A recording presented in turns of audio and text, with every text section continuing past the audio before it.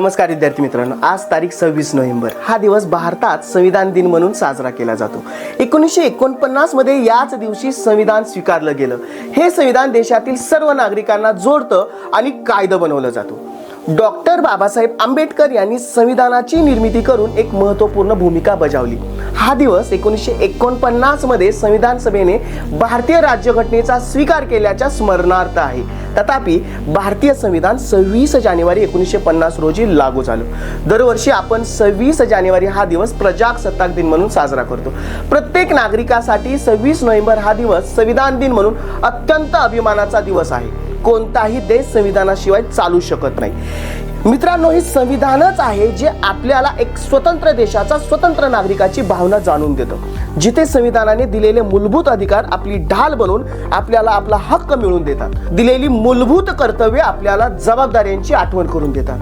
हे जाणून घेणं देखील एक महत्त्वाचं आहे। 26 नोव्हेंबर हा दिवस देशात राष्ट्रीय कायदा दिन म्हणूनही साजरा केला जातो। विद्यार्थी मित्रांनो, या महत्त्वपूर्ण माहितीसाठी चॅनलला फॉलो करायला विसरू नका।